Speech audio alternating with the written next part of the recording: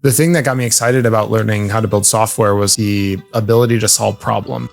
This is Logan Kilpatrick, product lead for AI Studio over at Google DeepMind. There's so much interesting innovation that's happening in this way that was not happening 3 years ago. Every 2 weeks, every 3 months, every 6 months, what's possible changes. You have to reset your level of ambition. Somebody should build that company. Which skills really matter nowadays? The rules of software engineering have changed. Here's the full episode. I loved your keynote yesterday. Thank you. I was very excited to see anti-gravity CLI. Yeah. And I feel like more and more engineers are moving towards CLI first. I do feel like we're trying to meet developers where they are. And I think this story of developer preference has also never been more, I think it's actually been hard to meet developers where they are because it's expensive to build an SDK and a CLI and an IDE and an agent manager, and then also in a managed API service. And I think it was cool to see the anti-gravity story come to life literally with all the full breadth of that. You could literally use it in an IDE. You could use it in the agent manager. You can use the CLI. You could use it through managed agents in the Gemini API, which is really cool. It was a unique story that I don't think we've been able to pull off before. And I think it's actually based on feedback from developers who are give us a single product. We don't want to have to, wade through the ecosystem of 50 different AI products that Google's offering for developers. And so even the consolidation of the Gemini CLI sort of moving over to the anti-gravity CLI is all based on that feedback. Gotcha. The Gemini CLI was open source. It was open source. I noticed that the anti-gravity one is not. Yeah, this is an interesting thread. I think I work super closely with the anti-gravity folks and actually also the Gemini CLI folks. It'll be interesting to see how this ends up shaking out over time. My sense is it's not a deeply strategic choice right now. It's just you can move. There's a cost to doing open source. Of course, you can move a lot faster actually right now. Yeah. I think not doing it, and so I think if they decide to go open source, I think they want to actually lean in and do it. But my sense is it's not I don't think the headspace is that there's a bunch of secret stuff that they're trying to do. I think it's mostly just a operational thing, and even does that team have expertise and the desire to go and do that. I think that the team who is working on Gemini CLI, and actually some of them are now working on a bunch of anti-gravity stuff. It's just maybe less the thing that they've done before and have the expertise for. So it'll be interesting. We'll see how it shakes out. But I definitely saw the feedback of folks wanting to have an open source variant. Yeah, I've seen a thread online as well that says, well, there is this kind of the IDE is dying, right? Because if your agents are generating code, and if you have the right guardrails, or if you have the right harness capabilities, even engineering around your harness, then you don't necessarily need to look at the code that is generated, right? You might do it in a pull request, or even if that becomes a bottleneck, that's something we need to solve as engineers. But do you see this narrative of the IDE is dying, or what's your take on that? Yeah, I think my framing of it is not necessarily that the IDE is dying. I think it's the way that software is being built is evolving. And actually, in some sense, it's interesting that there's maybe even more tools that are involved. In some sense, there's less tools. In some sense, there's more tools. And actually, your example where you spend a lot more time reviewing code in a pull request than historically you would before. And so I'd imagine there ends up being a lot more innovation and focus on how do you build great code review tools that maybe actually look different than the code review tools of the today era that were built with the assumption that it was a human writing code, not an agent writing code. So I think the focus definitely moves. You still need an editor. And so actually for anti-gravity, there is still an editor. You can actually hook it up to the editor of your choice now as well. So if you're hey, I love into your favorite editor, you can go and continue to use that. And I think developers will need to do and this is, I think, the biggest difference of vibe coding versus agentic engineering. And I think the agentic engineer needs to be able to go into an IDE and edit code. In some cases, they'll probably maybe predominantly be using some sort of agent manager. But you still need the ability to, when the time comes, to go and edit code and look through and use a bunch of rich debugging tools that only exist in an editor and don't exist in the context of, sort of an agent manager experience. So I don't think it's going to go away. I think developers will spend more time though, probably outside the IDE. And to me, that feels like a very natural thing that developer tooling continues to change. The developer tooling of today's era is very different than it was 10 or 15 years ago. And so, it doesn't feel that part's not super surprising to me. Yeah, same here. I feel like the bottleneck will be pull requests very, very soon, right? I feel this already inside of Google. Yeah. Like I write code all the time now, and it's like the code's actually reasonable.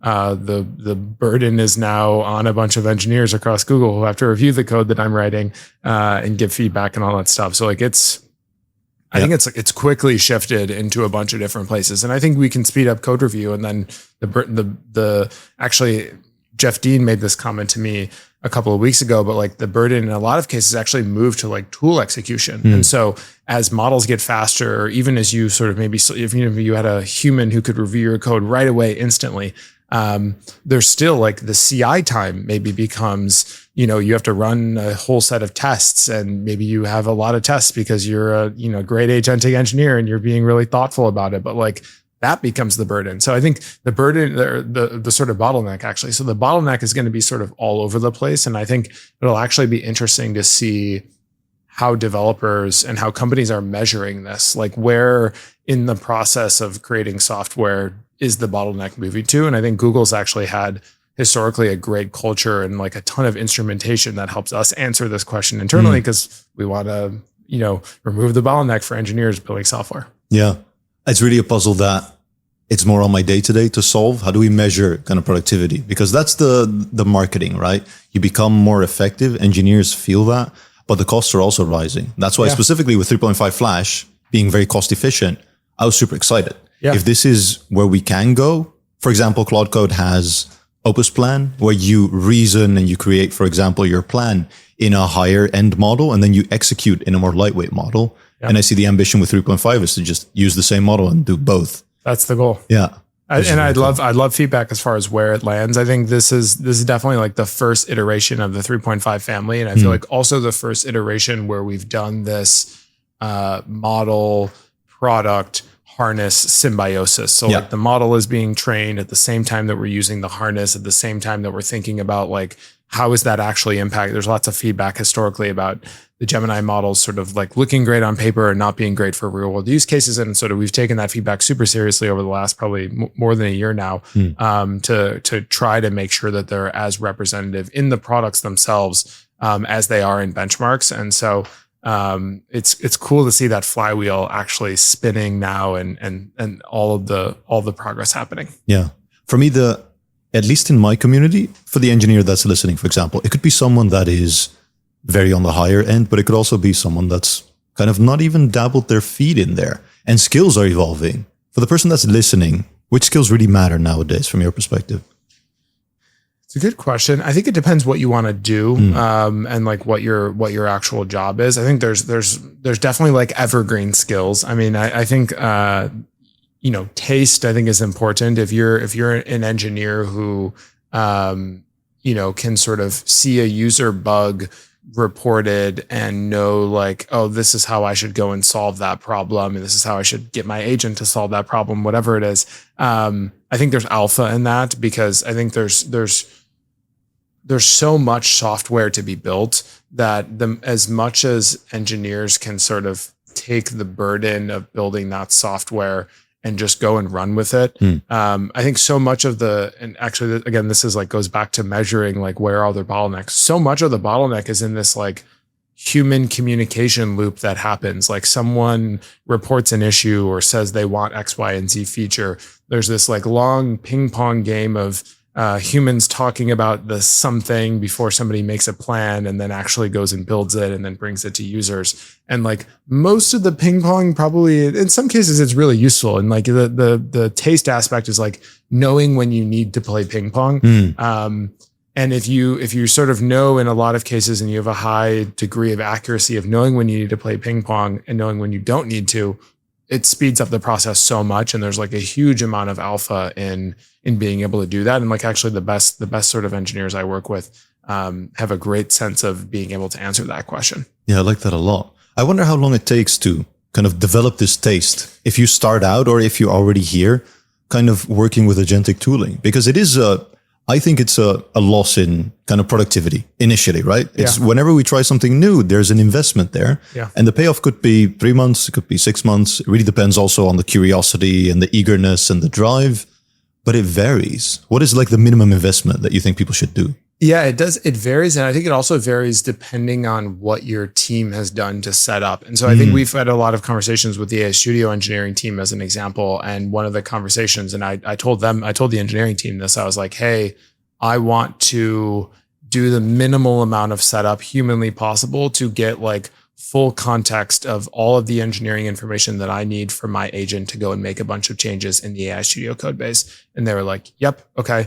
And they literally got a whole suite of skills set up. And I literally ran one command.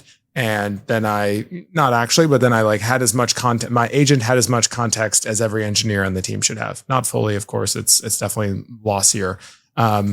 And then literally that same day, I was making production code changes in the AI Studio code base. So I think in some cases, it actually can be months, depending on what your setup looks like. In some cases, it's like days or hours. And I think that's the interesting thing, is also like just trying to identify which of the situations you're in. Like, and maybe there's I'm sure there's lots of great engineers everywhere. So maybe it's not that we have the smartest engineers who are just really good at doing it. Maybe it's our tech stack actually just like works really well.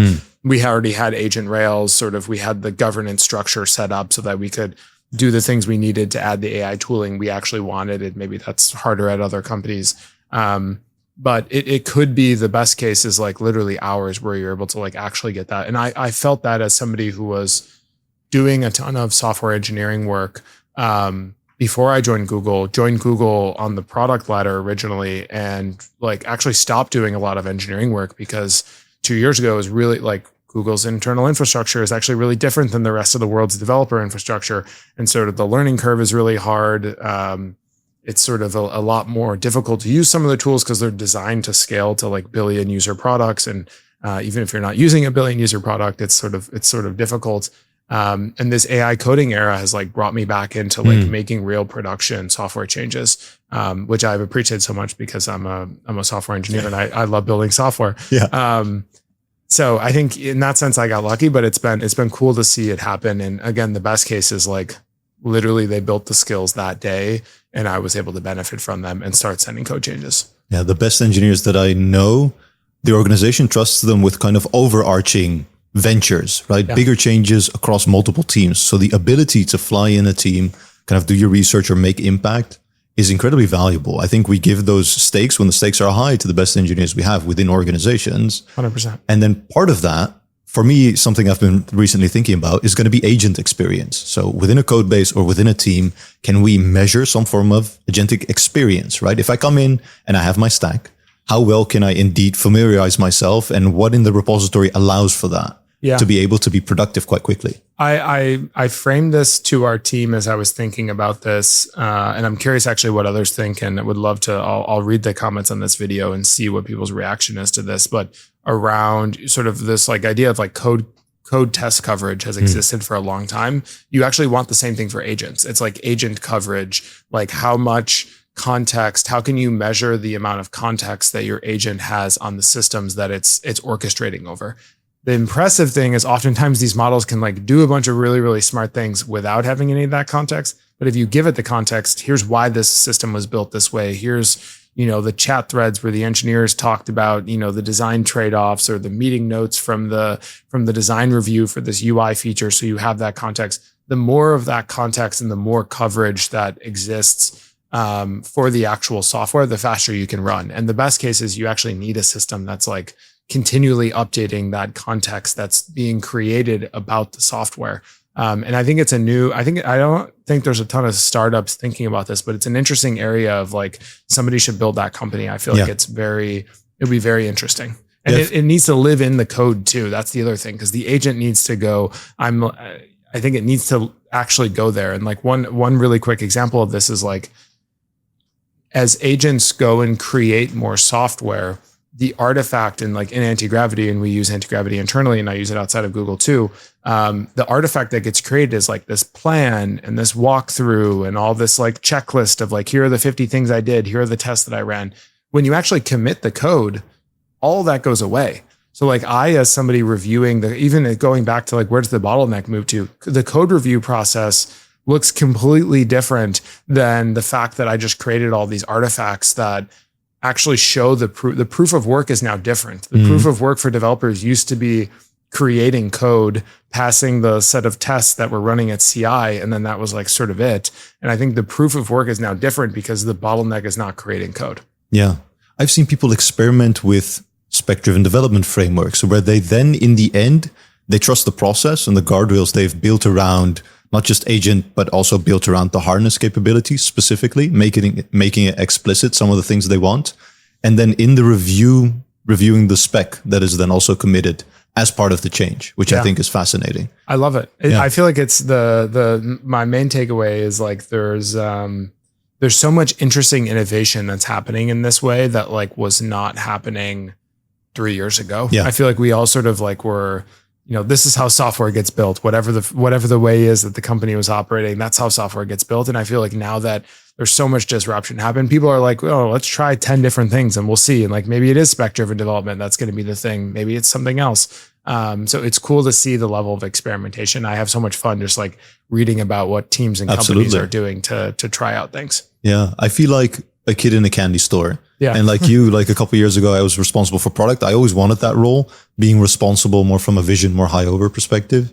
And then things just accelerated. I got the biggest FOMO. I had to go back to hands-on. Yeah. And now I have a new role, which is more kind of productivity based. And how do we level up our whole engineers entirely? And then there are different challenges, right? Some people they don't really mind as much. They like it even. And some people really take pride in the craft that they have built in this, which is also the writing code is a big component of that. And that's slowly going away. Yeah. To them, I say, well, like there's still the part that is personal hobby projects where you can always do that, get that fulfillment. But there is kind of a strong narrative that generation is just really what agents are good at. And the engineering capabilities, they are kind of going more high over. And we are stacking things to make this work, right? Yeah. We have agents, we have harnesses, we are building around that.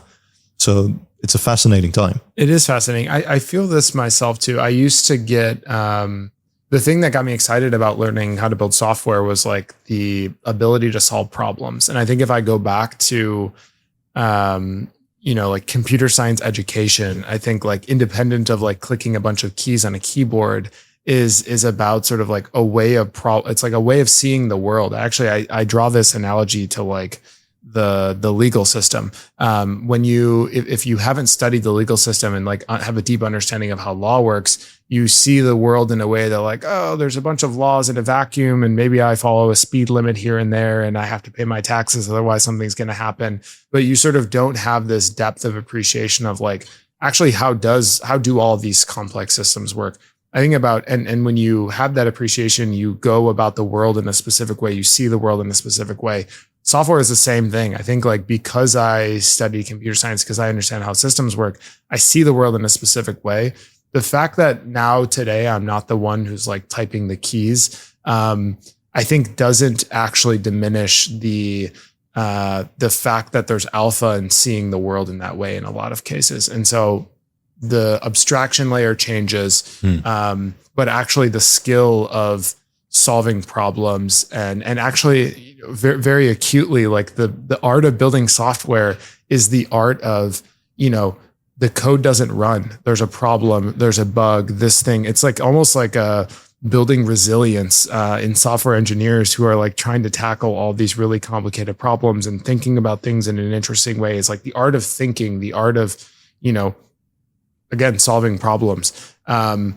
That's such a useful skill. Like it's so I'm very bullish for like both like computer science education, but also like people who have this ability in the world, because if you can solve problems, you can do anything. The world is filled with problems to be solved, which is exciting. Yeah. I recently had this thought, and it was because of one of the demo booths, right? The demo was you vibe code your own game. And I asked a lot of questions on kind of what happened under the hood. And they said they're going to release it in a month or so, open source, so I can play around with it.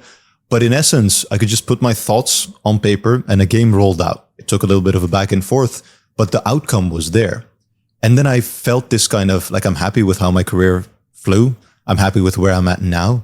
But I am a little bit jealous about this newer generation because I feel like I think in constraints, right? And as a kid, I had that less and less. So if all of a sudden I can, for example, my little brother or my cousins, I can put them in front of the system and say, let's design a game. I am sure they will be way more creative than I can be because I now think in constraints. This is what you have to reset. And I think this is the hardest thing as humans. And I'm saying this to you to remind myself that I need to do this, but like every 2 weeks, every 3 months, every 6 months, what's possible changes. And I frame this to people and like, you have to reset your level of ambition. And there's a double edge of this, and I'll give this for like personal projects. I've reset my level of ambition on personal projects so much that I'm like, my bar is now, this is like, I'm basically building a company. Yeah. Like if I go mini companies everywhere. It's a mini company that I'm going to go after. And so I'm like, okay, if this isn't a mini company, like I probably shouldn't do this because like, it's not ambitious enough.